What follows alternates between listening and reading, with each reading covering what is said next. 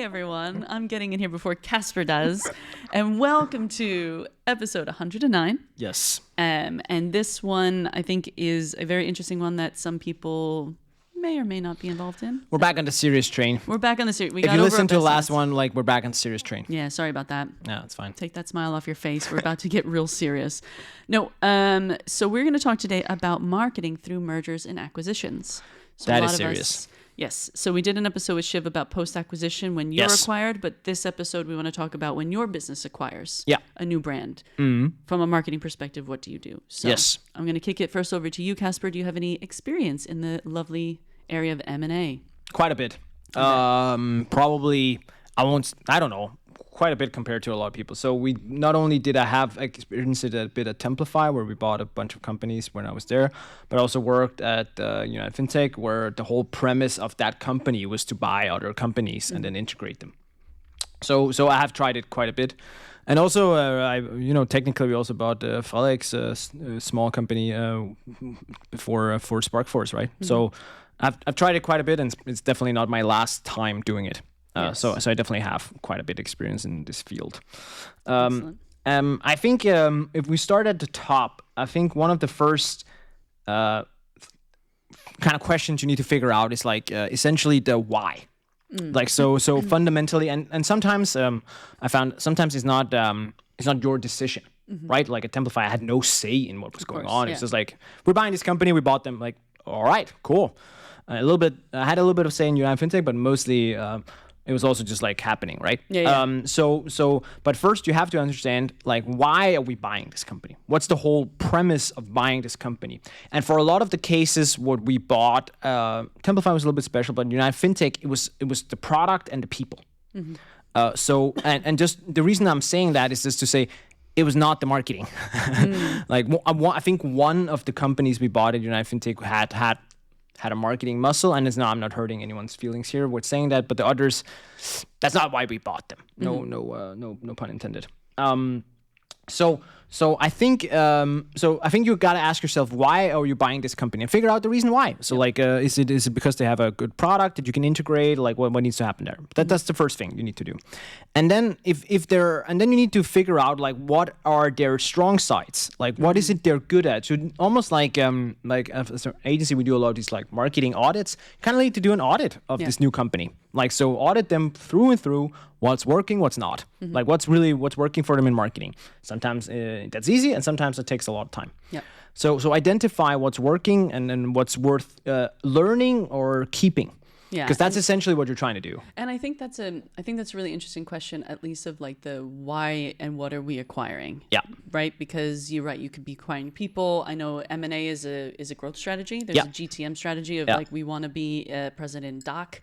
And we don't want to build up from scratch, so let's buy a business in DACH, and then now we're there, right? There's a lot of reasons people acquire. And you buy revenue. I forgot to mention that. Sometimes you just buy revenue. Sometimes it's just like, okay, we need to double our ARR. Let's buy half of it. You just buy a company that has half. Okay, half target done. Check. It's literally like that sometimes. Yeah, anyways, and that's wild. No, that's fine. And when I was at Dixa, we acquired 3 companies in 2 years. Exactly. So we did 2 companies at the same time, and then we had 1 company on its own. And that was for it was for the people and the product. But I think at the end of the day, there comes a point where it's usually the product. Yeah. And it's very rare when in SaaS, at least, that you buy a company and it's not because of the product. Yeah. Right? Yeah. Like, because like, why otherwise are you buying something? Like, exactly. You're buying because typically, and then it could be like a feature ad. Mm-hmm. Like, it can be because like you feel like you're adding a feature, like a category that you're not servicing at the moment. So like when Salesforce goes out and originally, let's say they bought Pardot. Mm-hmm. Yeah, I'm not going to talk too much about that. But let's say you go out and buy Pardot. That was because they didn't have a marketing suite. They didn't so that was like a new feature or a new category for their product. That happens a lot. Then there's a lot of the ones where they go out and buy a piece of a company because it makes their product better, not just adding features, but because they're better. So I think to some extent you could argue that HubSpot buying Clearbit is that. It's not necessarily a new feature, but like, hey, it's Clearbit is a data enrichment, and that was really well suited with what HubSpot is doing. They had their Breeze product already, so So that made the product better, right? And that's what we did at Dixa as well. It was buying a chatbot tool. Rather than building our own, we'll buy another one. And then it was analytics software. So we could integrate that into our... So Dixa is a customer support platform. So having really, really good analytics was something that why build it when we could just acquire it and integrate it into our system. Exactly. So when it comes to... I think the biggest question from a marketing perspective, right, is when you acquire a brand... What do you do with that brand? You know, there's 3 different things you can do, right? You can absorb the brand. So if Sparkforce buys Montague Inc., am I now Sparkforce, or do you keep the 2 entities as they are? Or do you do like a hybrid, like when I was at Planday and it was acquired by Xero, it was Planday by Xero. So that kind of hybrid. Do you have any experience or insight into that? Yes, but I don't think there's like... I do, but I don't think there's like a golden rule that I would like. I wish I could just say, do this every time and you'll be well off, because it's so case dependent. So first things first, if there is a brand, that's the first thing you need to consider, right? And when I say a brand, what do I mean? It means are people, and a good indicator sometimes is, are people searching for your brand? So just classic brand searches. Are people searching for your brand name? If that's the case, then you to some extent have a brand. Right? There's other factors through, but that's something I would look at. Now, if you do have a brand, like let's say the Planday Xero example here, then how much is it worth keeping the brand? Like, is it big enough that it's worth the hassle? Because it is a bit of a hassle to keep a brand. Because you're keeping everything. It is more work to keep a brand than to not keep a brand. Let's just be real. Like, initially, it might be more work to not keep a brand, but over time, it is more work to keep a brand. Because like then you suddenly need to have almost 2 marketing teams. Exactly. Because like if it just called Xero, the new planning tool, instead of Planday by Xero, then they could technically take all the Planday marketing people and put them into Xero or whatever, and then they could work on that, and then potentially could cut some people or whatever, right? That could technically have happened. So that is a decision, and you need to kind of like decide that. And then I think like. What I've found to be the case is that when you're trying to build something bigger, like when you're wanting to build something bigger, then you loop the brands in. You always try to build something bigger, but when you haven't reached critical mass yet, like it's usually pretty good to unify a brand, because they're typically the ones you're buying. Like if you're a scale up, let's say you're Templify, Planday, and they went out and Dixa, they go out and buy. The companies they're buying are typically smaller than themselves, right? So that means it has to be a really special case for them to have a brand to keep, worth keeping, and right? And a lot of the companies, too, that I've seen in this process don't even have a marketing team. You know, some of them are 5 or 6. You know, you're still a company if you're 5 or 6 people. If it's the product that they're after. So they don't even have a marketing function. And that was something that you said happened a lot with your role at United FinTech, right? Absolutely. The companies we bought, like, I think 80% of them didn't have a marketing function. Like, so they're just like... Take it. Take us. They had no, like, they were literally like, yes, they cared about stuff, but it wasn't, they'd never worked with marketing before. So in those cases, it was quite easy. Like, that was like, okay, guys, we're going to kill this stuff over here, and then we're going to build something better. And I was like, okay, sure, cool. That's kind of what they bought into. Right. So that was different. That's kind of my point of saying, like, if there's not a brand, just kill it, right? Whatever it is, right? I think the interesting part is when it goes so big, like say in the Xero Planday example. I think it's a good example of saying why they didn't just call it Xero and just Xero or Planday by Xero, right? Because of the brand equity. The brand equity, right? Yeah. And Xero was New Zealand. Yeah. So they had no Nordic, presence. Planday had built a Nordic presence, so by absorbing that, you lose. Exactly, and you can kind of piggyback on that brand equity that's been created. And I think that's really interesting. It was the same thing that Salesforce with Pardot actually did. There's a reason, like, we could also just like Salesforce, and now they call it Marketing Cloud. It's a little bit confusing, but Pardot technically still exists, and you can say, like, why would that be the case?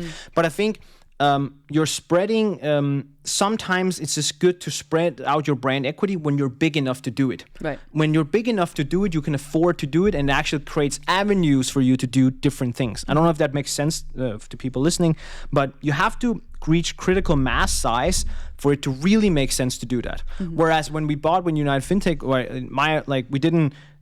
there was something with the founders wanting to keep their name and their own. But in the real world, if I were to call some of the shots, I would probably just looped all of it in under United FinTech. And that's also what we did with SparkForce when we bought Felix company as an example. Like, there's no reason to keep that because there's no brand equity really. Right. So I think that's typically what you see and then what you want to do. Like, and then you want to like one of the things I found is that when you start doing this is you start building like build a list of all the tasks. And I remember doing that when we did Templify, the different mergers there and acquisitions also.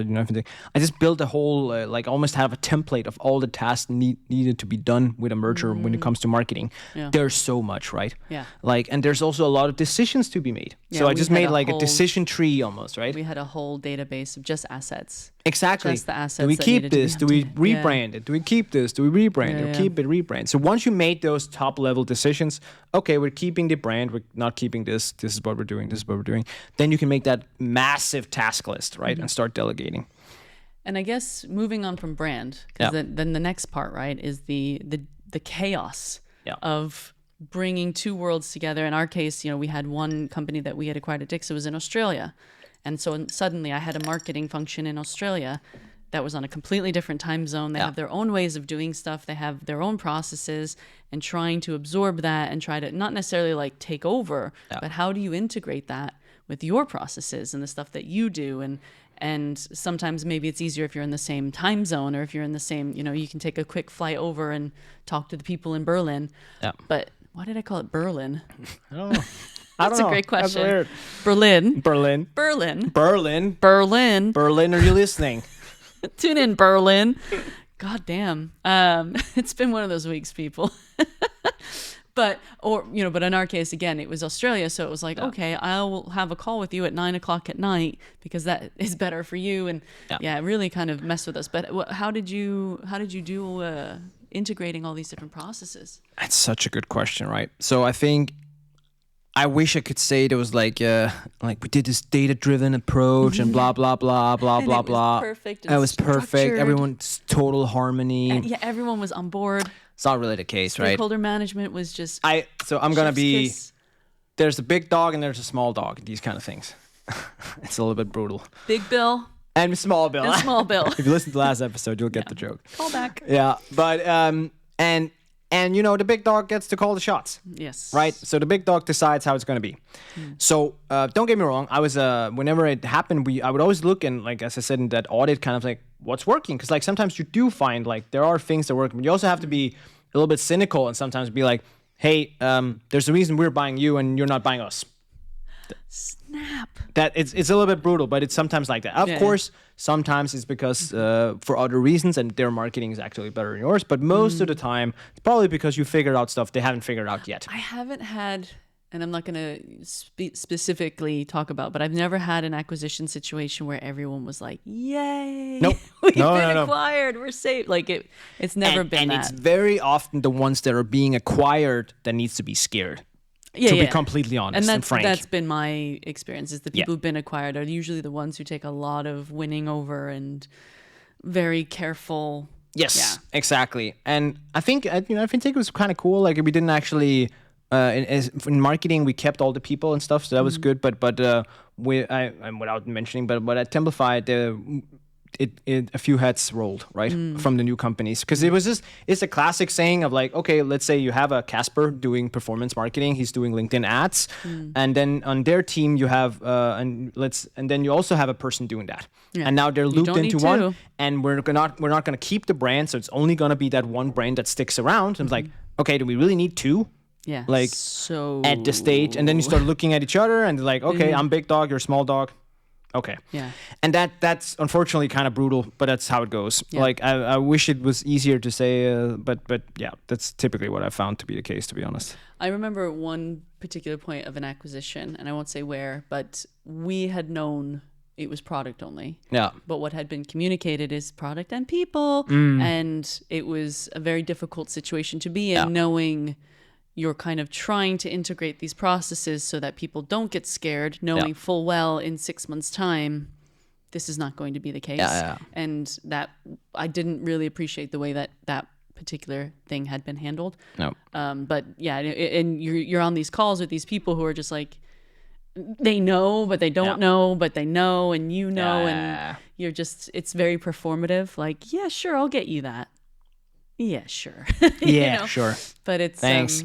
It is a very awkward, it can be very awkward. I think it can be good. You know, I think it can be good, especially maybe in a United FinTech situation where you're buying a company that's super tiny and you can finally take their, you know, that founder's dream and make it something that it could never be. And you take like a lot of it, like, I think I read a study somewhere. I can't remember. It's way old, so don't quote me on the source here. And maybe I'm spitting out false facts here. I don't know. But I do recall reading somewhere that, like, I think it's more than half of all mergers and acquisitions fail.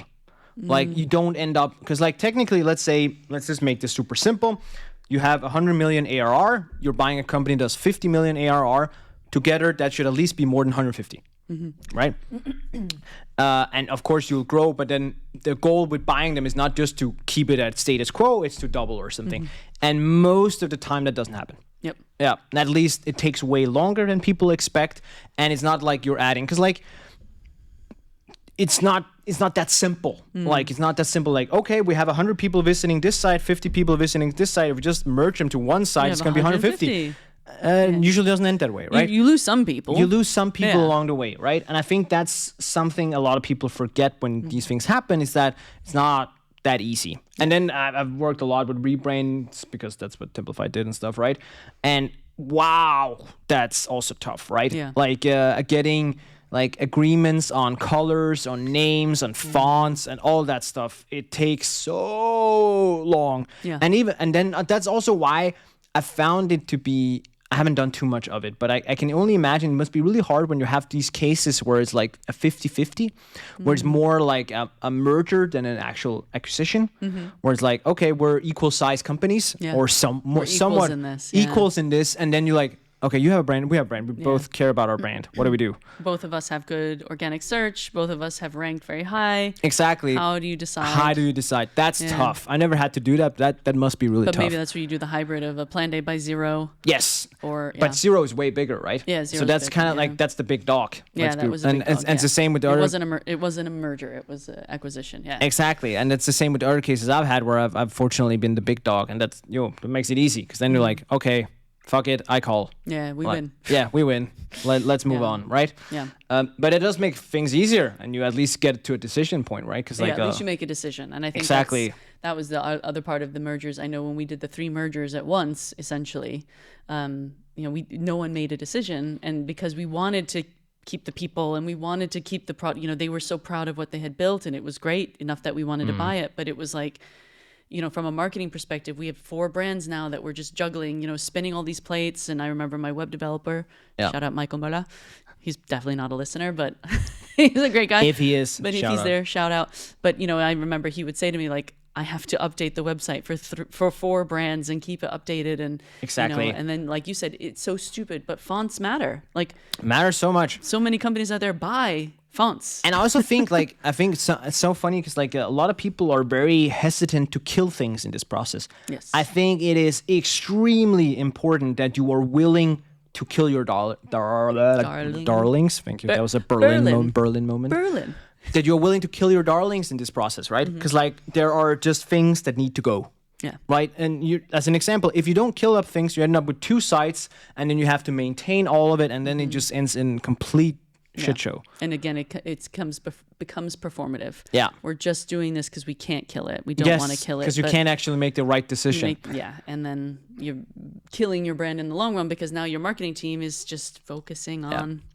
One of the things I found that this fucks up a lot is the classic ICP and messaging positioning. Okay. Because like, let's say you take, let's use an example. Let's use maybe the Salesforce example. Salesforce acquires Pardot, and now they're suddenly part of it. Now, does that change? How much does it change for Salesforce? Because now suddenly they can offer a whole new suite, and their ICP also includes people who are interested in marketing automation. Let's take that. I haven't done any casework on this, but as an example. So, and that changes. That's part one. And then the other part is like, what does it change in terms of their positioning? Like, do they change their messaging? So instead of being this full CRM suite, it's like the full CRM and marketing automation suite, right? Or whatever it is.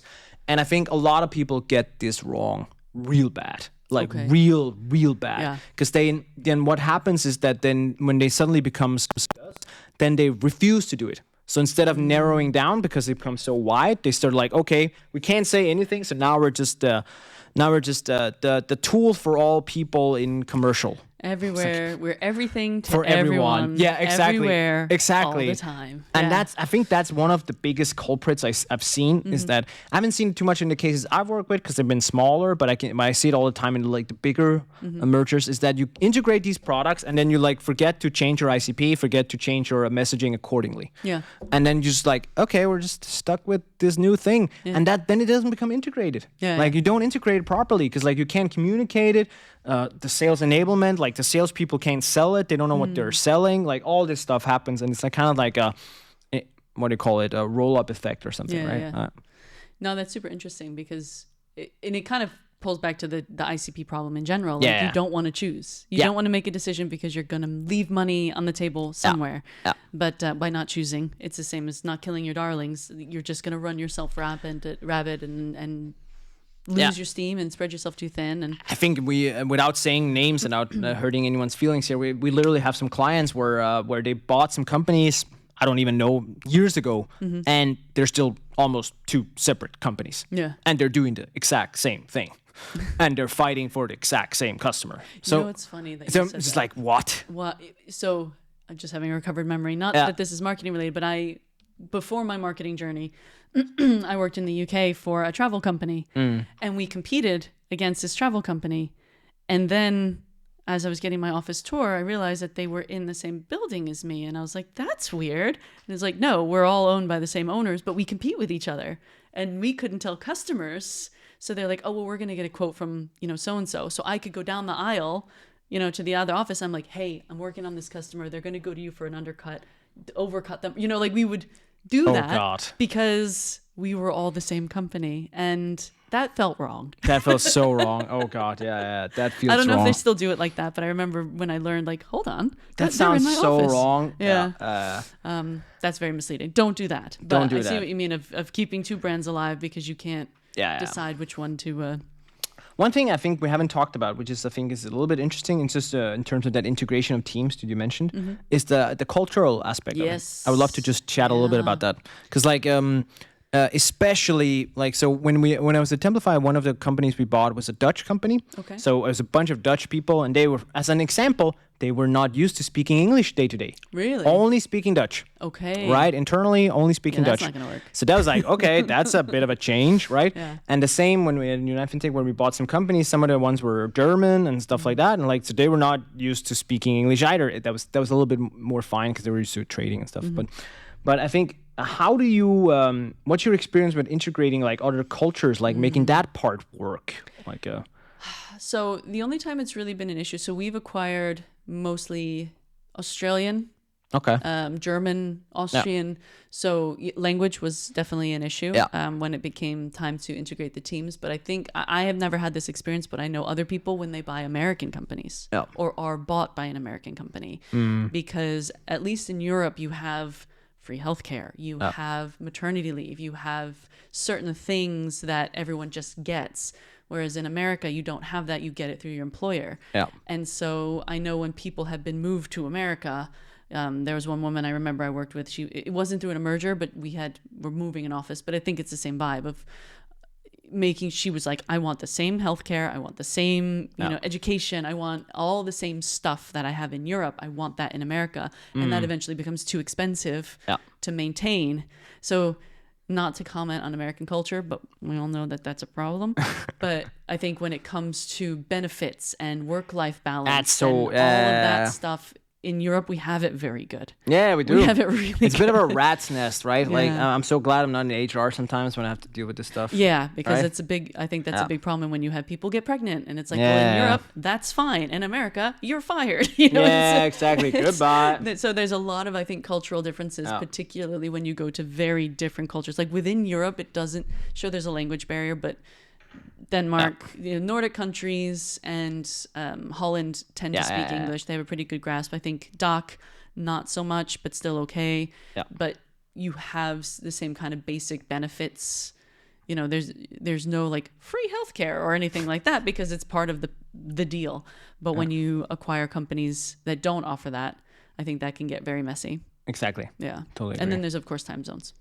Time zones is a killer. Like, just be real. Like, especially if you're not used to it, like it kills a lot of collaboration. One of the things we did at Plan Day is we hired student workers in the evenings. Gotcha. And that way, at least, it wasn't so much to deal with the teams because they were student workers, but it was like customer success. Yeah. Because we just acquired a bunch of customers in the United States. LA, for example, very different time zone. Eventually sent someone out there to live in LA to kind of run that office, but hiring student workers to do the sort of 6 till 11 shift. Yeah. Okay. So, all right. Yeah. We are unfortunately running out of time. We are. Yeah. I think let's summarize with the kind of top 5 questions asked, right? What are we acquiring and why? Yeah. Are we building a brand? Are we buying the tech? Are you buying the brand? That's another reason, right? Yeah, people just want to buy the brand. Yeah.